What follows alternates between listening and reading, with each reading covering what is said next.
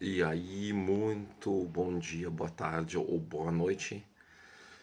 Vamos voltar com os vídeos, tentando cobrir toda, todas as ideias, sugestões que tivemos. E o vídeo de hoje é muito interessante.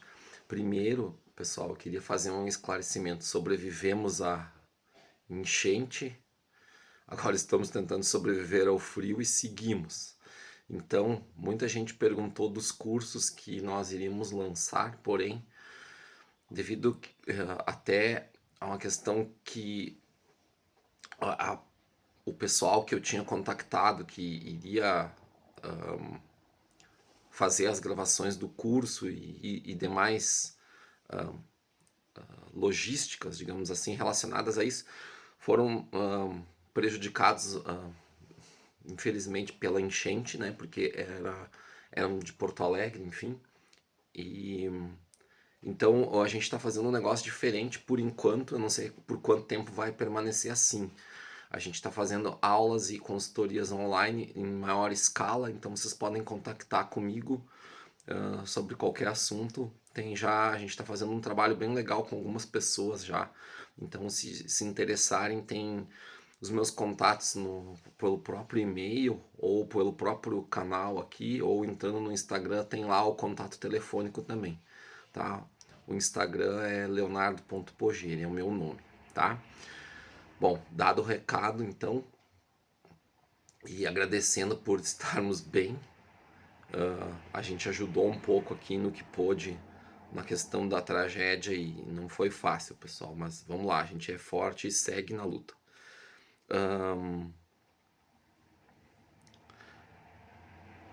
Eu tive recentemente, tem um novo amigo ali do interior de São Paulo que gosto muito, o André, e a gente esteve lá treinando e eu pude perceber várias coisas assim, cães muito bons, enfim, mas o tema também é por causa disso, enfim, porque a história é assim, pessoal, quando o Dr. Helmut Heiser foi eleito diretor de cria e depois diretor de cria da SV na época, isso lá antes do ano 2000, e o término do, desculpa, o desfecho dessa história foi se transformou num longo e custoso processo judicial. O Dr. Helmut já tinha em mente, e era uma luta dele antiga com ex-presidentes da SV na época, para que fosse feito um manual de treinamento.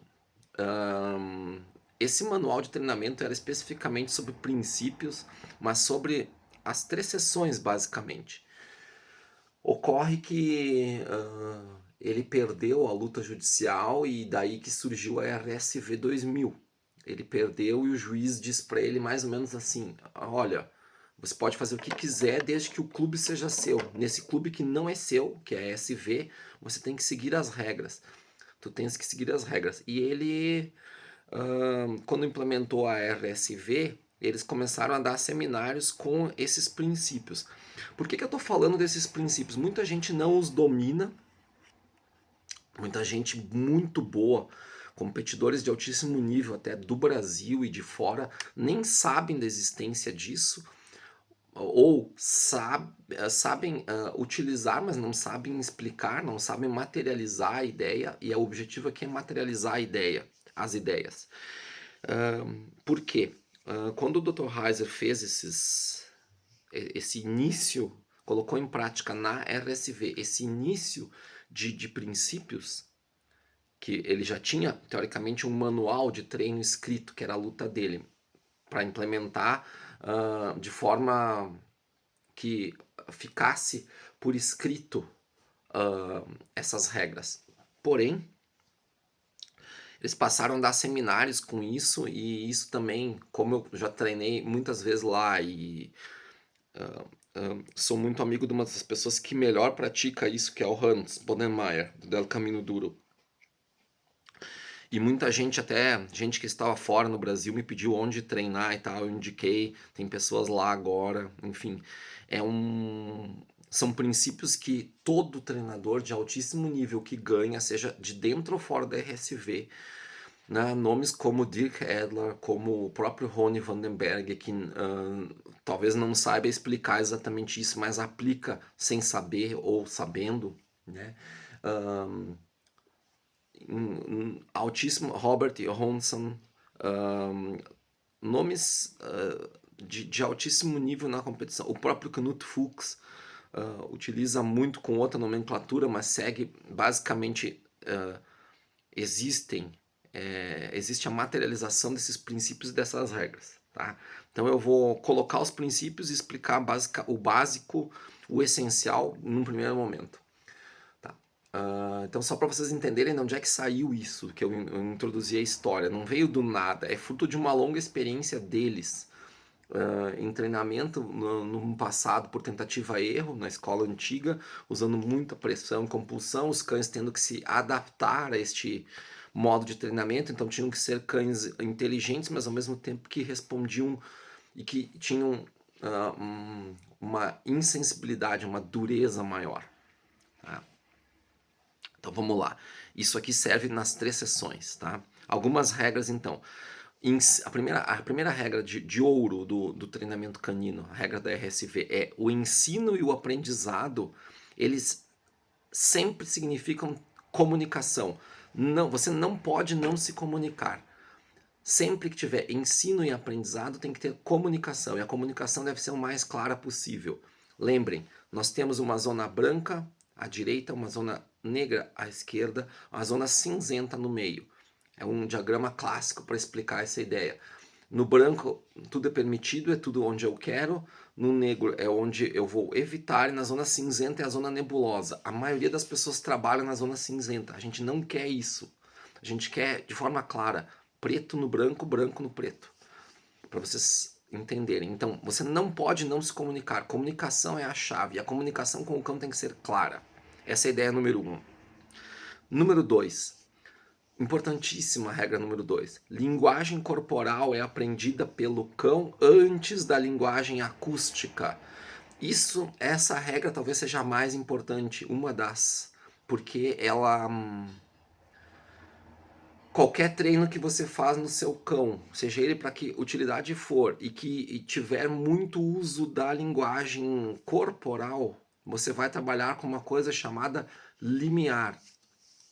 Limiar é um conceito muito importante no adestramento. Você vai trabalhar com o limiar e você não tem que atingir o limiar, você tem que trabalhar sempre de forma a maximizar os exercícios sempre abaixo desse limiar, porque quando você atinge o limiar, numa próxima vez você vai precisar fazer muito mais estímulo. Então essa é uma das razões pelas quais a maioria dos seminários de cães em geral, no Brasil e no mundo, treinadores muito inteligentes produzem resultados imediatos em seminários, porém, esse resultado não se solidifica, esse resultado não se mantém, porque depois, para você ter um resultado parecido com aquilo, vai ter que ter uma pessoa tão talentosa quanto aquele treinador, fazendo muito mais estímulo, ou seja, passando aquele limiar médio que o cão aprendeu com o treinador no seminário. Tá? Só para dar uma pincelada geral. Então, segunda regra, linguagem corporal é aprendida antes da linguagem acústica. O cão tem uma parte específica no cérebro dele para ler a nossa linguagem corporal. Tá? Terceiro, cada segunda palavra na educação canina dita é muito a mais, porque justamente estou trabalhando de novo com a ideia do limiar, do threshold. Então eu tenho que tentar fazer a sessão mais limpa possível, de forma mais clara possível, tudo na zona branca, sendo claro e objetivo, com uma palavra só, fazendo o cão. Eventualmente, alguns exercícios, claro, nós vamos precisar de uma segunda, uma terceira palavra, mas a gente tem que poupar isso. Sempre utilizar, tentar o máximo de desempenho, o que eu chamo de desempenho cool, do cool jazz, ou seja, que vem do cool jazz, do gênero musical, que é o mínimo de esforço e o máximo de desempenho, o mínimo de movimento e o máximo de resposta, o mínimo de movimento e o máximo de rendimento do cão, o figurante o mais parado possível e o máximo de rendimento do cão. Isso vale para tudo. Então vejam, quando você tem um figurante que pode até ser que faça um bom trabalho, um trabalho muito bom, mas se mexe muito, a gente entra na questão da segunda regra, da linguagem corporal e do threshold. Isso vai ter consequências danosas para o cão se foram feitas muitas sessões nesse mesmo ritmo, nesse mesmo estilo, usando desse limiar sempre sendo ultrapassado sessão após sessão. É um conceito muito importante. Infelizmente, pouca gente domina isso. Quarto, o timing, o tempo correto de fazer as coisas é a chave. Não só no treinamento canino, como na vida, como para tudo. Timing é a chave. A gente tem meio segundo a 1 segundo para conectar, criar uma conexão. E mais do que 5 segundos está desconectado. Então eu tenho que ter essa noção.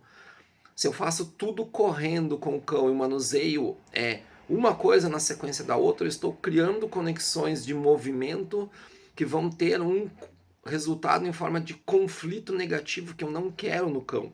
Então é muito importante isso, dominar isso. Meio segundo a 1 segundo para conectar, mais de 5 para desconectar. Por último, a última regra da RSV, do sistema RSV de treinamento, que é utilizado pela grande maioria dos vencedores, mesmo que eles tenham um sistema que vendam como próprio, todos se utilizam disso. Ou pelo menos uma imensa maioria se utiliza disso. O cão, quinta regra, o cão precisa aprender a ouvir a sua voz. Tá? O cão sempre aprende primeiro a nossa linguagem corporal e depois a voz, mas eu preciso treinar o cão com o mínimo de linguagem corporal e para ele ouvir a minha voz e aprender a responder a esse estímulo sonoro, que é o que eu vou precisar do cão depois nas mais diferentes funções. Então é muito importante isso.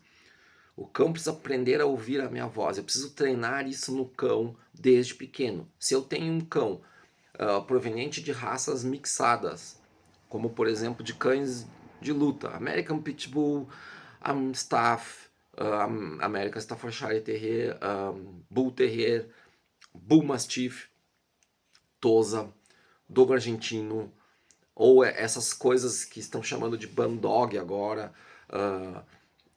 mescla desses cães mastim, fila, com cães menores de luta. Esses cães já têm tendência a ter menos ouvido, ou seja, a responder menos ao chamado verbal, porque eles não utilizam esse recurso. Eles estão sempre em outro drive, em outro modo. Então eu tenho que praticar o exercício da escuta, de ele aprender a ouvir a minha linguagem verbal desde o início, desde que é filhote. Depois dá para treinar, Léo? Sim, depois também dá, mas vai levar mais tempo. Tá? Entenda o seguinte, pessoal, o domínio dessas 5 regras, o domínio e a execução delas, a perfeição, por si só, vai te levar a resultados excelentes. Você pode ver, quando não há um resultado, mesmo com um conjunto muito bom de cão-condutor, equipe, que não tem um resultado positivo como deveria se esperar, vejam que normalmente, na maioria das vezes, agora sabendo das regras, vocês vão ver que algum ponto numa dessas regras está sendo falho, ou uma combinação deles. É muito importante manusear essas regras com perfeição nas 3 sessões, tanto no faro, como na obediência, como principalmente no trabalho do figurante na proteção. E claro, por consequência também o trabalho do condutor na proteção. Tá? Eu espero que vocês tenham gostado desse vídeo, a gente mantém contato, estou retomando os vídeos hoje.